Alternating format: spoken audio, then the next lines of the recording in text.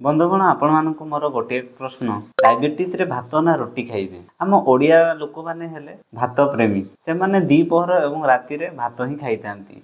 एपरिक केतेक लोक सकाळे पखाळ एवं दीपहर और राति रे भात खाई थांती। थाड़ी रे भात न रहिले आमको लागे जेपरि आम मील इनकम्प्लीट रही गला। जेतेबेले लोकंक ठारे डायबिटीज डायग्नोसिस हुए एवं सुगर लेवल बढ़ी जाए सेमानंक मनरे प्रथम प्रश्न थाए मते कोन सबुदिन भात छाड़िया पई पड़िबो एवं तांको मनरे गोटे दुख मध्य थाए। एवं अधिकांश डॉक्टर कौन करती ना डायबिटीज डायग्नोसिस हेबा दिन ही कही देई थांती आपनको भात बंद करी एबे रोटी खाइबा पई पड़िबो। दर्शक बंधु एहा सहित मु संपूर्ण एकमत नुह। आपनको शरीर रे भात बा रोटी खाइला परे सुगर बढ़िबो कि नाही डायबिटीज कंट्रोल रे रहिबो कि नाही यह डिपेंड करे आपण केते परिमाण रे खाउछंती केमिति खाउछंती एवं आपनको थाड़ी रे केते सलाड आ पनीपरिया केते रहउची आ को सहित मिसिकी खाउछंती। दर्शक बंधु ऐप ऊपर मु 3टी वीडियो करिछि डायबिटीज रे केमिति खाइबे डायबिटीज रे डाइट केमिति मेंटेन करिवे यह आई बटन रे किबा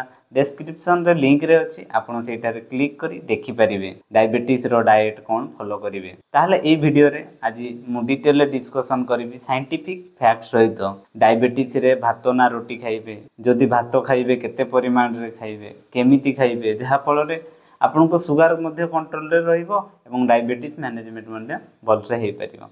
नमस्कार दर्शक बंधु मु हेली डॉक्टर अंकित आपण मान स्वागत करूछि आ एक नुआ यूट्यूब वीडियो रे। ताहले दर्शक बंधु आमे एबे भात आ रोटी रो न्यूट्रिशन प्रोफाइल बा पोषण तत्व केते रहुछि ताहाको आमे कंपेयर करिबा। एथि पई आमे 100 ग्राम भात आ 100 ग्राम रोटी नै कंपेयर करिबा। दर्शक बंधु 100 ग्राम भात रे आपनकर 25 रु 30 ग्राम कार्बोहाइड्रेट 2 रु 3 ग्राम प्रोटीन फैट 0.3 ग्राम फाइबर 0.4 ग्राम एवं कैलोरी 120 रु 130 कैलोरी मिली थाए। सेहीपरि ग्लाइसेमिक इंडेक्स 73 जहाँकि हाई ग्लाइसेमिक इंडेक्स। सेहीपरि दर्शक बंधु आम 100 ग्राम रुटी रे देखिबा 100 ग्राम रुटी रे प्राय कार्बोहाइड्रेट 40 रु 45 ग्राम रहितबा बेले प्रोटीन 11 ग्राम फैट रहिते 1.5 ग्राम फाइबर 11 ग्राम ग्लाइसेमिक इंडेक्स या रहउची 62 जहाँकि मीडियम ग्लाइसेमिक इंडेक्स एवं एथिरे 240 कैलोरी मिली थाए। जदि आ भात रुटी को कंपेयर करी देखिबा आम भात रे ग्लाइसेमिक इंडेक्स अधिक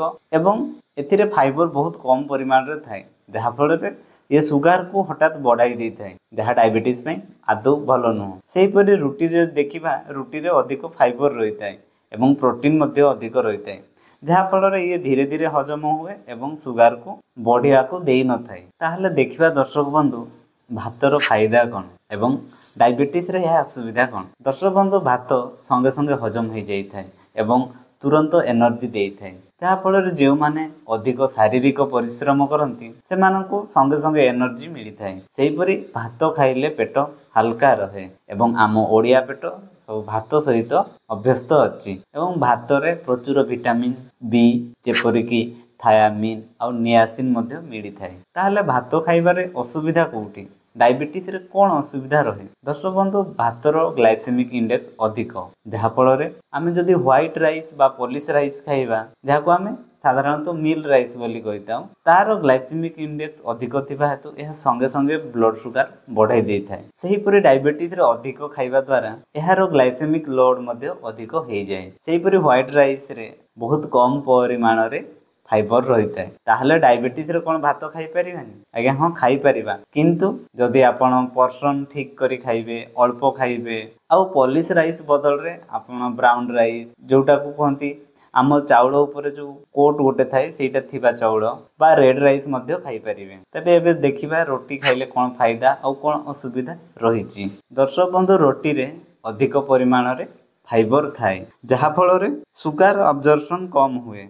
सेहीपरि रोटी रे अधिक प्रोटीन भात गुणन 4 गुण अधिक प्रोटीन थाए यार ग्लाइसेमिक इंडेक्स मध्य कम ब्लड शुगर धीरे धीरे बढ़े। सेहीपरि रोटी खाइले अधिक समय पेट भर्ती रहे जहा फल रे भोक कमी जाए। ताहले रोटी खाइबार असुविधा कौन आम ओडिया पेट भात सहित अभ्यस्त रोटी खाइले आमको भोक भोक लगे एवं ग्रीष्म दिन रे रोटी खाइले गरम लगे। ताहले कोन हम डायबिटीज रे भात खाई परिबेनी। दर्शक बंधु मु आज आपन किछि टिप्स देबी ताकू फॉलो कले आपण डायबिटीज रे मध्य भात खाई परिबे एवं सुगर मध्य कंट्रोल रे रहिबो। प्रथमतः हला पोर्शन कंट्रोल ଆପଣ ଭାତ ଖାଆନ୍ତୁ କିମ୍ବା ରୁଟି ଖାଆନ୍ତୁ, ପୋର୍ସନ୍ କଣ୍ଟ୍ରୋଲ ନିହାତି ଜରୁରୀ। ଆପଣ ଯଦି ଭାତ ଖାଉଛନ୍ତି 3 ରୁ 4 ମୁଠା ଭାତ ଖାଆନ୍ତୁ। ସେପରି ଯଦି ରୁଟି ଖାଉଛନ୍ତି 2ଟା ରୁ 3ଟା ରୁଟି ଖାଆନ୍ତୁ। ଆପଣ ଚାହିଁଲେ 50-50 ମେଥଡ଼ ମଧ୍ୟ ଫଲୋ କରିପାରିବେ, ଯେଉଁଥିରେ ଆପଣ ସପ୍ତାହର ପ୍ରଥମ 3-4 ଦିନ ଯଦି ଭାତ ଖାଆନ୍ତି ତାହେଲେ ସପ୍ତାହର ଆଉ 3-4 ଦିନ ଆପଣ ରୁଟି ଖାଇପାରିବେ। ନହେଲେ ଆପଣ ଦିନରେ ଯଦି ଭାତ ଖାଆନ୍ତି ରାତିରେ ରୁଟି ଖାଇପାରିବେ। ଆପଣ ପ୍ଲେଟ୍ ମେଥଡ଼ ମଧ୍ୟ ଫଲୋ କରିପାରିବେ, ଯେଉଁଥିରେ ଥାଳିର 1/4 ଭାତ କିମ୍ବା ରୁଟି ରହିଲେ ଆଉ 1/4 ଆମର ପ୍ରୋଟିନ୍ ଖାଦ୍ୟ, ଡାଲି ଏପରି ଖାଦ୍ୟ ରହିବ ଏବଂ ଆଉ ଅଧା ପ୍ଲେଟ୍ରେ ଆପଣଙ୍କ ପନିପରିବା ସାଲାଡ଼ ରହିବ। ଦର୍ଶକ ବନ୍ଧୁ, ଆପଣ ଯଦି ଭାତ ଖାଆନ୍ତି ତାହେଲେ ଟାଇମିଂ ମଧ୍ୟ ବହୁତ ଗୁରୁତ୍ୱପୂର୍ଣ୍ଣ ରହେ। ଯଦି ଆପଣ ଦିନ ବେଳେ ଭାତ ଖାଆନ୍ତି ତାହେଲେ ଏହି ସମୟରେ ଶରୀରର ମେଟାବଲିଜିମ୍ ହାଇ ଥାଏ, ଯାହାପରେ ଭାତ ଖାଇଲେ ମଧ୍ୟ ସୁଗାର ଏତେ ବଢ଼େନି। ସେହିପରି ଯଦି ରାତିରେ ଦେଖିବା ଆମର ମେଟାବଲିଜିମ୍ କମିଯାଏ, ଯାହାଫଳରେ ଯଦି ଆପଣ ରୁଟି ଖାଆନ୍ତି ତାହେଲେ ସୁଗାର ଏତେ ବଢ଼ିବନି, ଯଦି ଭାତ ଖାଆନ୍ତି ତାହେଲେ ସୁଗାର ବଢ଼ି ଯାଇଥାଏ। ଦର୍ଶକ ବନ୍ଧୁ, ଆପଣ ଯେକୌଣସି ଖାଦ୍ୟ ଖାଆନ୍ତୁ, ଡାଇବେଟିସ୍ର ସବୁଠାରୁ ମୁଖ୍ୟ ହେଲା ନିଜେ ଟେଷ୍ଟ କରି ଦେଖିବେ ଆପଣଙ୍କ ଶରୀରକୁ କେଉଁ ପ୍ରକାର ଖାଦ୍ୟ ସୁଟ୍ କରୁଛି। ଆପଣ ଯେକୌଣସି ଖାଦ୍ୟ ଖାଆନ୍ତୁ ନା କାହିଁକି ଖାଇବାର 2 ଘଣ୍ଟା ପରେ ଆପଣ ନିଜର ବ୍ଲଡ଼ ସୁଗାର ଟେଷ୍ଟ କରାନ୍ତୁ। ଏଥିପାଇଁ ଆପଣଙ୍କୁ କୌଣସି ଲ୍ୟାବ୍ ଯିବା ଦରକାର ନାହିଁ।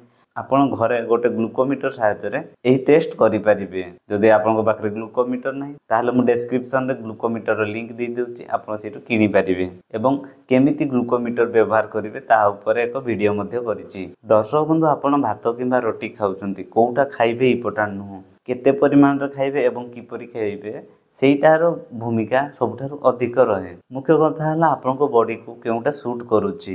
ସୁଗାର ମନିଟରିଂ କରନ୍ତୁ ଏବଂ ନିଜ ଶରୀର ପାଇଁ ନିଜେ ଖାଦ୍ୟ ବାଛନ୍ତୁ।